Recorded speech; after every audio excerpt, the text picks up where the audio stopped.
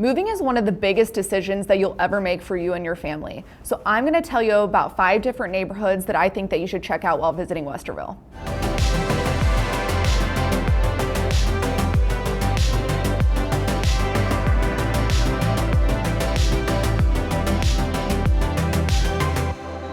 The first neighborhood that I'm going to touch on is actually Uptown Westerville, which was developed in 1839. And a really cool fact about it, it was actually called the dry capital of the world. So in Westerville, the first legal beer was actually just sold in 2006. So as you're driving down State Street, you'll notice all the neat bars, shops, boutiques, coffee places, which Java Central is my favorite, so be sure to check it out.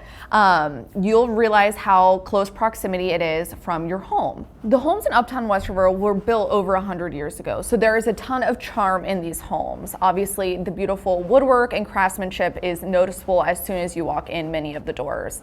And some are even going in and updating them to bring them up to trend. So come check out Uptown Westerville if you want to enjoy close proximity to schools and the uptown life. The second neighborhood that I want you guys to check out is called Spring Grove. It is located off of Sunbury Road and County Line with a view of Hoover Dam. You can actually access Hoover Dam very easily from the neighborhood through a bridge that goes under the street, so you can go kayaking, fishing, or just take a nice stroll through the woods and overlook the water. The reason that I like Spring Grove is because the quality of the build is bar none. The craftsmanship and solid foundation is something that you'll notice right away when you walk in. You'll also get a lot of square footage and a great sized lot in that neighborhood. Spring Grove also is located near a high school as well as an elementary school for ease. The next subdivision that I really like that I want to point out to you is called Annehurst. It is located off of Main Street, so you actually do have close proximity to Uptown Westerville, but it's probably more like a 5-minute drive. Annehurst actually has access to Sharon Woods Metro Park, which is really awesome if you want to go on a nice run or bike ride. And it does have a park in the neighborhood as well called Metzger Park.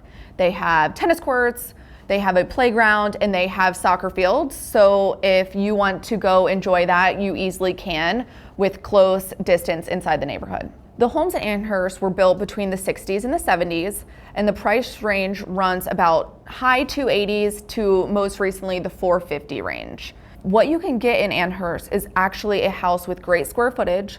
The lot sizes are very large, which is great to fence in for dogs and your enjoyment.